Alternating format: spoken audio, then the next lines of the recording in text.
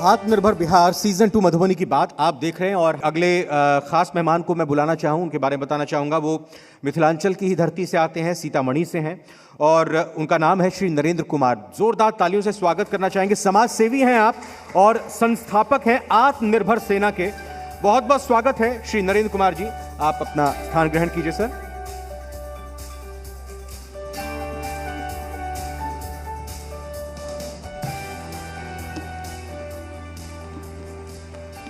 नरेंद्र जी, दो आपके परिचय हैं, एक आप समाज सेवी हैं और संस्थापक हैं आत्मनिर्भर सेना के। समाज सेवा की तो जो आपने कार्य किए हैं या किस रूप में आपने योगदान दिया है उसका जिक्र करूंगा, लेकिन ये आत्मनिर्भर सेना ये क्या है? धन्यवाद। और जरूरत क्यों पड़ी उसकी?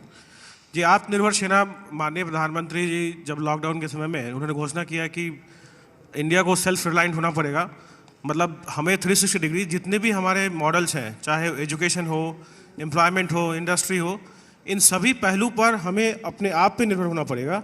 इसी को प्रेरित होकर के हम लोगों ने ये संस्था बनाई और उसके बाद हम लोग अभी स्मार्ट विलेज पे काम कर रहे हैं, जिसमें बिहार के कुछ ज़िले पे हम लोग काम कर रहे हैं निरंतर रूप से, जिसमें सीतामढ़ी एक प्रमुख ज़िला है और उसमें हम लोग जो स्मार्ट इंटीग्रेटेड विलेज की बात होती है, जहाँ पे आपका स्कूल एक मॉडर्न तरीके से चलाया जाता है, एक हॉस्पिटल होता है वहाँ पर, तो उन सब चीज़ों पे हम लोग अभी काम कर रहे हैं। और साथ में ही जो हमारे एंटरप्रेन्योर्स हैं, जो स्टार्टअप हैं, उनको ट्रेनिंग देना हम लोगों का काम है कि वो कैसे अपना व्यापार कर सकते हो।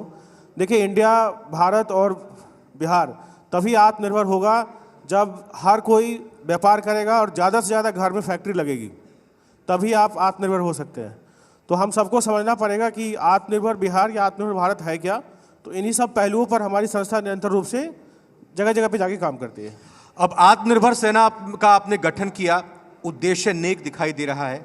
किस रूप में अभी तक सफलता हासिल की है? और कभी भी कोई सफलता अकेला व्यक्ति नहीं हासिल करता। हाँ, शुरुआत जरूर कोई व्यक्ति अकेला अपने बुलंद इरादों से करता है, लेकिन उसके साथ जब कारवां बढ़ता है तो लोग जुड़ते जाते हैं।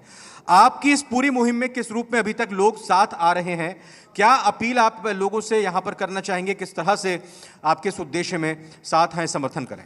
देखिए, आत्मनिर्भर बिहार आज 12 करोड़ से ज़्यादा बिहारियों का सपना है और एक समय था जब आप बिहार से बाहर जाते थे तो आपको बिहारी कहने में शर्म आता था।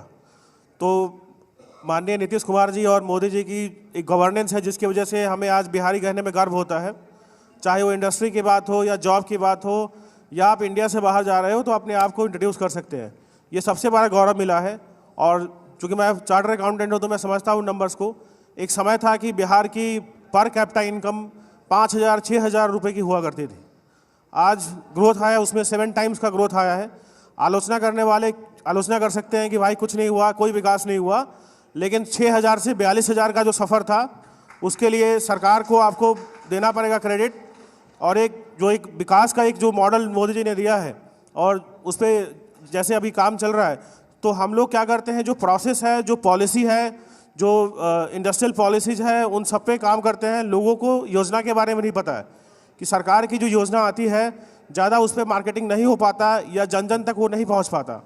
तो काम करने के साथ साथ लोगों को हमें बताना भी होता है कि आप सरकार की किस योजना में क्या बेनिफिट ले सकते हैं। स्टार्टअप स्कीम्स है हमारे देश में, MSME लोन का स्कीम है, मुद्रा योजना है। बहुत लोग कहेंगे मिलता नहीं है। आपको इसलिए नहीं मिलता कि आपके पास पूरी जानकारी नहीं होती है। अगर आपके पास पूरी जानकारी हो गई तो मिलेगा और निरंतर रूप से ये बेनिफिट्स मिल रहा है। जहाँ तक आत्मनिर्भर सेना की बात है, जब हम लोगों ने स्टार्ट किया, मुख्य रूप से मैं नोएडा में था और कोरोना के बाद ही हम लोग सामाजिक जीवन में जुड़े। और जब हम लोगों ने स्टार्ट किया तो यहाँ पे लोग कहते थे कि कोई यहाँ काम नहीं कर पाएगा, कंप्यूटर नहीं आता लोगों को, इंग्लिश नहीं आता। और आज सीतामढ़ी ज़िले में मैं बिल्कुल सक्सेसफुली कॉल सेंटर चला रहा हूँ। तो प्रतिभा हमारे यहाँ कूट कूट के भरा हुआ है लोगों के अंदर। ज़रूरत है एक नई सोच की, एक एजुकेशन सिस्टम में बदलाव की, जिस पे हम लोग काम कर रहे हैं।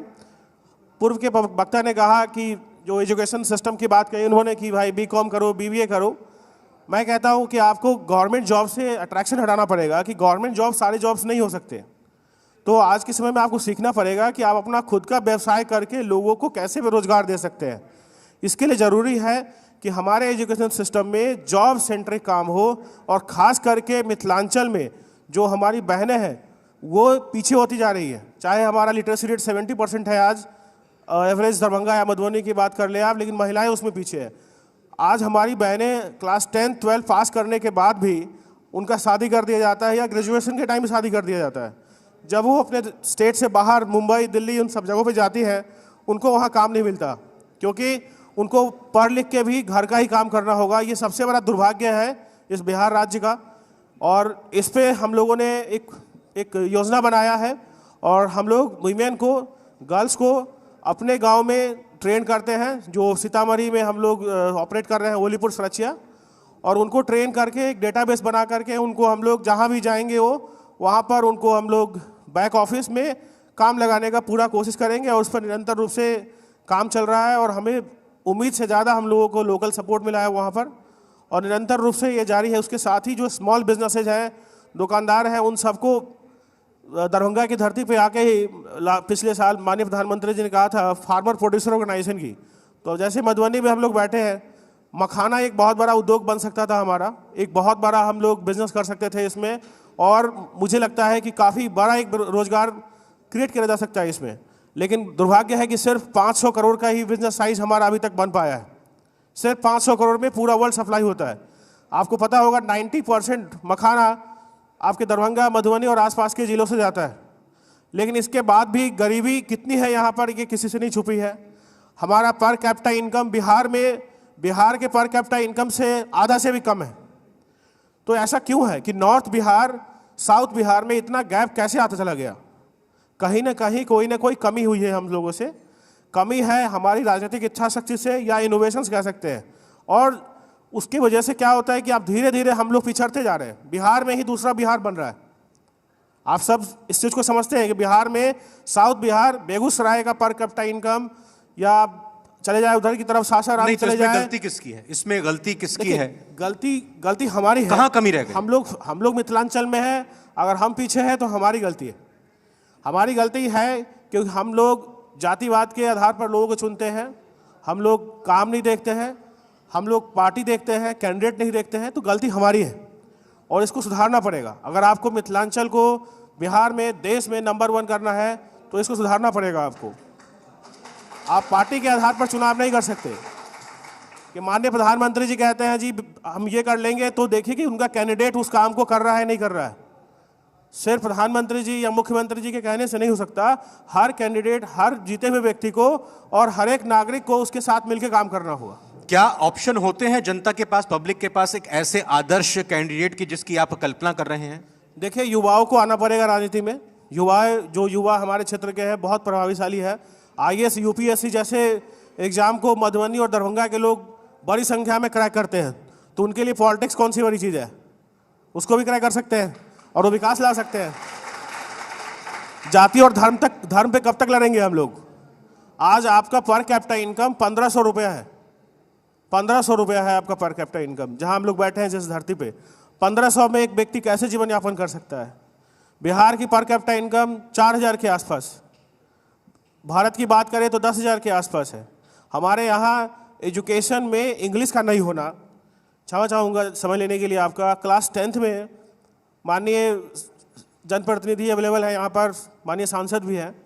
ये बहुत बड़ी ज़रूरत है।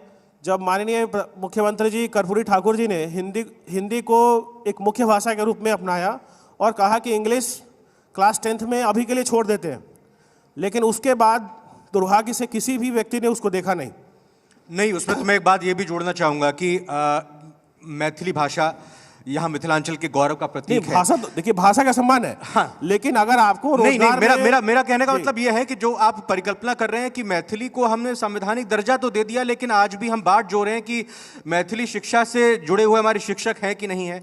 तो मैथिली बोलिए ना, मैथिली बोलने में कोई दिक्कत नहीं है, मैथिली में काम करेंगे, लेकिन साथ में इंग्लिश में आपको काम करना पड़ेगा। गवर्नमेंट जॉब आपको 100% आरक्षण मिल जाए, फिर भी जॉब ही नहीं है। अब तो सारी चीज़ें प्राइवेटाइजेशन में जाने वाली है।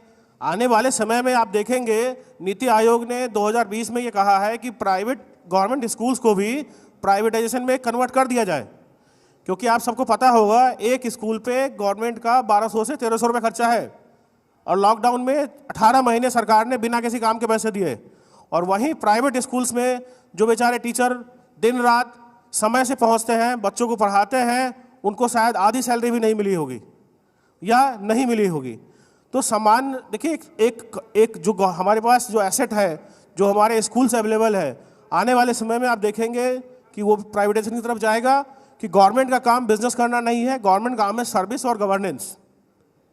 और इंग्लिश पे तो बहुत फोकस करना पड़ेगा हमें। क्लास 10th में हमारे यहाँ इंग्लिश कंपलसरी नहीं है, और जिसका बहुत बड़ा खामियाजा आगे चल के भुगतना पड़ता है। जितने भी लोग यहाँ बैठे हैं वो इसको भली बात जानते होंगे कि आप यहाँ से किसी भी शहर में जाएं, किसी भी पद के लिए अप्लाई करें, आपको आत्मविश्वास की कमी दिखेगी, आप अपने आप को प्रेजेंट नहीं कर पाएंगे। मिथिला हमारी मैथिली पहली भाषा है, लेकिन साथ में इंग्लिश का भी अनिवार्य होना बोर्ड में ज़रूरी है।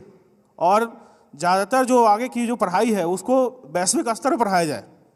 जो हमारी शिक्षा नीति है, जो हमारी शिक्षा पद्धति है, 2020 में उस पर भी बदलाव किया गया है, लेकिन उसको बिहार सरकार को अमल में लाके इम्प्लीमेंट करना पड़ेगा कि शिक्षक वोट का माध्यम नहीं हो सकता। अगर आप ये मानते हैं कि शिक्षक वोट का माध्यम है तो गलत है। शिक्षक है, सारे शिक्षक, चाहे वो प्राइवेट सेक्टर में काम कर रहे हो या गवर्नमेंट सेक्टर में काम कर रहे हो, उनको एक एग्ज़ाम पास करवाइए, एक कॉमन एग्ज़ाम हो, और जो हर साल पास करेगा वही हर साल पढ़ाएगा। जब तक हर साल पास नहीं करेगा आदमी, हर साल पढ़ाएगा नहीं। क्योंकि डॉक्टर एक डिग्री लेके आता है, एक प्रिस्क्राइब डिग्री लेके आता है लोगों की ट्रीटमेंट करने के लिए। उसी तरीके से अगर टीचर गलत चीज़ें पढ़ा रहा है बच्चों को,